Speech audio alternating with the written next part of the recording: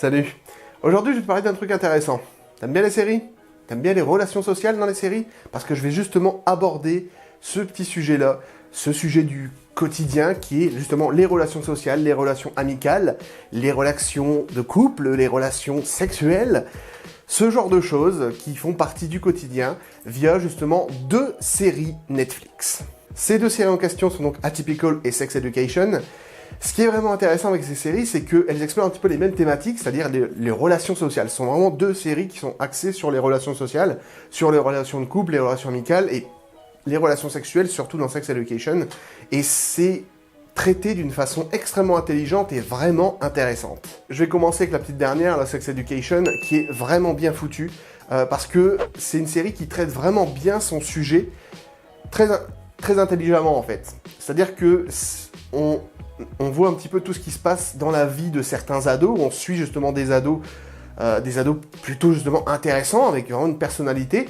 Et on va les suivre en fait dans leur relations sociales et dans leur manière, j'ai envie de dire, d'appréhender le monde, d'appréhender les relations, les relations de couple, les relations sexuelles. Il y a beaucoup de problématiques justement liées à ça. C'est tout le principe justement de la série, de faire de l'éducation sexuelle. Et le cœur de cette série justement, c'est un petit peu le sexe, les relations sexuelles entre ados et certaines problématiques que peut rencontrer en fait chaque homme ou chaque femme quand il s'envoie en l'air, quoi, on va dire. Mais ça va même encore plus loin que ça, puisque la base des relations sexuelles, c'est les émotions.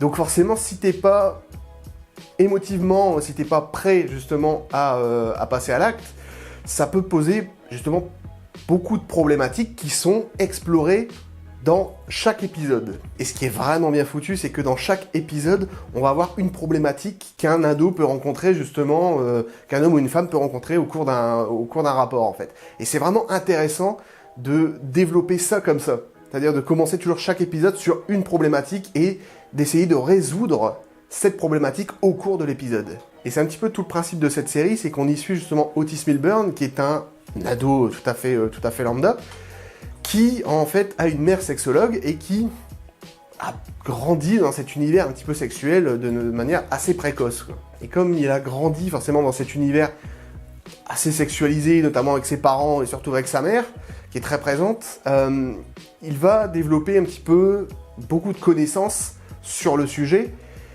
et essayer de conseiller des ados dans leur relations de couple et dans leurs relations sexuelles pour avoir une meilleure vie, en fait, j'ai envie de dire, une meilleure vie que ce soit dans la vie de couple ou au pieu, quoi. Et ce qu'on peut noter, c'est que Otis est lui-même un ado.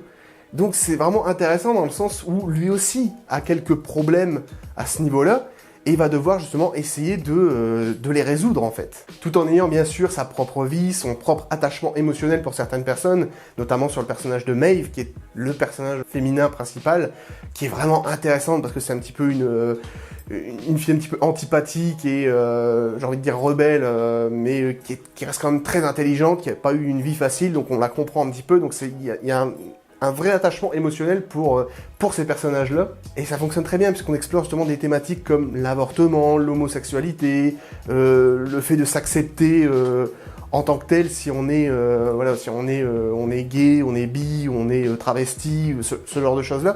Et ça fonctionne très très bien. C'est vraiment le genre de série classique pour ados, j'ai envie de dire, mais cette fois-ci, on s'intéresse beaucoup plus. On va plus rechercher dans l'aspect sexuel en fait, dans l'aspect thérapie sexuelle, thérapie émotionnelle en fait, pour essayer de résoudre des problèmes de la vie. Et ça va justement être tout le travail du personnage de Otis, qui est d'ailleurs joué par Asa Butterfield, excellent acteur, qui va devoir en fait identifier les problèmes émotionnels pour pouvoir résoudre les problèmes sexuels en fait, parce que forcément le problème sexuel est beaucoup plus profond et comme j'ai dit est basé sur les émotions, donc c'est vraiment une thérapie, ce qu'on pourrait appeler d'une thérapie émotionnelle. Voilà, donc excellente série, vraiment très réussie dans les relations, dans tout ce qui est relations sociales, relations de couple et voilà, relations aussi avec les parents, hein, également, puisque la mère d'Otis est également très présente. Certains autres parents aussi sont vraiment très présents et voir un petit peu comment ils éduquent leurs enfants, ce qui forge un petit peu aussi leur personnalité, donc ce qui est vraiment intéressant aussi à ce niveau-là. Sans compter que les décors sont absolument magnifiques, hein, tout a été filmé en Angleterre et au Pays de Galles, enfin c'est clairement le genre de décor que tu vois très peu au cinéma ou sur une plateforme de VOD, avec ce chalet au pied de la montagne, ou ce campus universitaire, enfin tout est vraiment magnifique, et c'est ce que je qualifierais de décor un peu atypique. Voilà, pour faire la parfaite transition avec la série dont je vais te parler tout de suite. Atypical, autre série qui traite extrêmement bien les relations sociales, et personnellement c'est un putain de coup de cœur pour moi, Atypical. Il y a 2 saisons jusqu'à présent. Pareil, petite série de 8-10 épisodes grand max, mais c'est vraiment une série extrêmement bien foutue sur les relations sociales, et en particulier sur la famille. Parce que dans Atypical, tu suis en fait une famille qui est composée de 2 parents et 2 enfants, 2 adolescents, dont un en fait est autiste, et il va devoir un petit peu vivre avec ça, et vivre avec son autisme, qui est quand même assez particulier, qui est assez rare, et forcément ça engendre un petit peu beaucoup de problématiques, notamment au niveau du lycée, au niveau de la réaction, même pas qu'au lycée, hein, réaction générale des gens. Et on est sur justement ce garçon atteint d'autisme qui va essayer d'avoir une vie normale, une vie d'adolescent, voilà, pleine de joie et de malheur, quoi, j'ai envie de dire, une vie totalement banale, pour ne pas justement être différent des autres, être mis à l'écart. Et c'est un petit peu tout le sujet de cette série-là, c'est d'essayer d'avoir une vie normale, d'avoir une copine, d'avoir des relations amicales avec certaines personnes, voilà, pour être dans la norme, quoi, en fait. Ce que je trouve hallucinant avec cette série, c'est que cette famille est incroyable, parce que elle est extrêmement bien développée, et quand je dis extrêmement bien développée, je pense vraiment à tous les personnages de cette série, et en particulier justement cette famille-là. C'est clairement le genre de famille auquel on a envie de faire partie, parce qu'ils sont tellement cool, ils ont leur lot de haut et de bas, quoi. Je veux dire, ils ont vraiment tout leur lot d'émotions. On a vraiment envie d'être dans cette famille. En tout cas, moi, j'ai vraiment envie de faire partie de cette famille. Elle est vraiment incroyable. Et cette série est une pure dramédie, en fait. C'est une pure comédie dramatique. Et ce qui est vraiment génial, c'est qu'elle fonctionne aussi bien dans la comédie que dans le drama.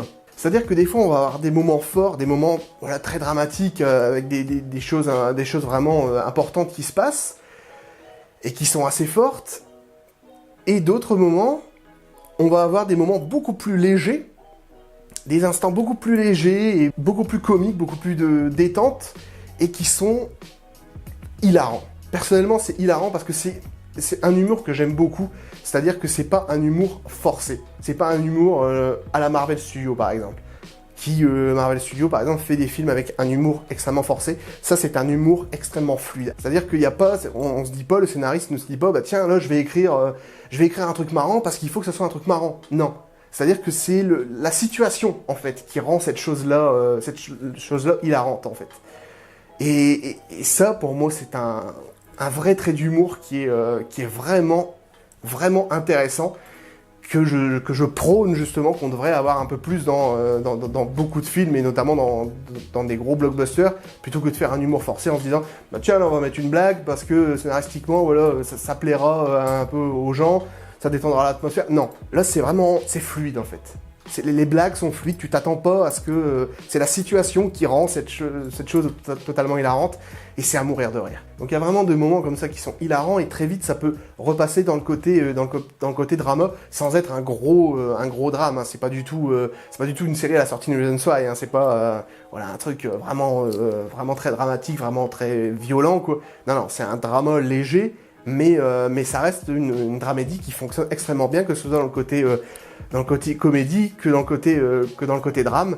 Et voilà, cette famille est attachante, tous ces personnages sont vraiment attachants, et c'est extrêmement bien écrit. En tout cas, scénaristiquement, je trouve que c'est absolument incroyable, une des séries les mieux écrites que j'ai vues ces dernières années. Atypical, c'est vraiment le Graal pour moi. C'est vraiment un gros coup de cœur, cette série. Et ce qui est drôle, c'est que cette série se nomme Atypical, mais j'ai envie de dire, c'est pas vraiment une série sur avoir une famille atypique. C'est plus une famille normale, en fait, j'ai envie de dire. C'est-à-dire que le côté un petit peu atypique, ça va être le personnage de Sam qui est autiste, et on voit pas ça tous les jours, mais ce que je veux dire, c'est que c'est une famille totalement normale, quoi, avec leur lot de haut et de bas, leurs émotions et leurs péripéties, et c'est ça qui en fait toute sa force. Et j'ai vraiment l'impression que les scénaristes sont conscients de ça, c'est-à-dire que c'est même dit à un moment dans la série que y a un échange entre 2 personnages, entre le petit ami de Casey et la mère de Casey, et ils vont avoir un dialogue sur le fait que tu dois nous trouver horribles comme famille, ce que la mère dit, et le petit ami répond, bah en fait, vous savez, vous êtes juste des gens. Quoi. Voilà. Pour dire que vous êtes des gens normaux, même si vous avez un garçon autiste, vous avez vos lots de problèmes, même si vous avez des problèmes dans la vie, des problèmes de couple, des problèmes à plusieurs niveaux, vous êtes une famille normale, vous avez votre lot de hauts et de bas, quoi, comme tout le monde, comme tout un chacun. Donc tu vois, c'est ce genre de petits détails, ce genre de petits dialogues, justement, tu sens que les scénaristes écrivent vraiment bien la chose parce qu'ils sont conscients de ça. Ils sont conscients que, voilà, tu traites une famille qui, soi-disant, pas comme les autres, mais en fait, si, elle est comme les autres. Voilà, c'est juste une famille, voilà, avec leur lot de problèmes comme tout le monde, quoi. Donc, les scénaristes sont vraiment conscients de ça et ils l'écrivent dans les dialogues, ça se ressent dans les paroles des personnages, dans leurs émotions, dans leur façon d'agir, et on sent que c'est vraiment un bon écrit. C'est pour ça que je dis que c'est vraiment un scénario de qualité, en fait, Atypical. C'est vraiment une série de qualité, niveau écriture, quoi, c'est vraiment de la très très haute qualité. Voilà, c'était donc 2 séries sur les relations sociales, les relations de couple, les relations amicales, les relations familiales, bref. Les relations sociales en règle générale. 2 séries qui sont extrêmement bien écrites, que je te conseille vraiment de voir si t'aimes bien les dramédies, en fait, tout simplement. Et les dramédies un petit peu sur l'univers des ados et l'univers du lycée, comment ils gèrent un petit peu tout ça, bref. Comment ils gèrent leur sexualité, leurs relations de couple, voilà, leurs relations en règle générale. C'est vraiment puissant comme série. Et voilà, je te conseille de les voir. Donc dis-moi en commentaire, quelle est ta série préférée entre les deux, personnellement. Donc juste, voilà, pour info, vas-y, lâche-toi en commentaire. Et moi, je te retrouve pour de prochaines vidéos, comme d'habitude. Ciao.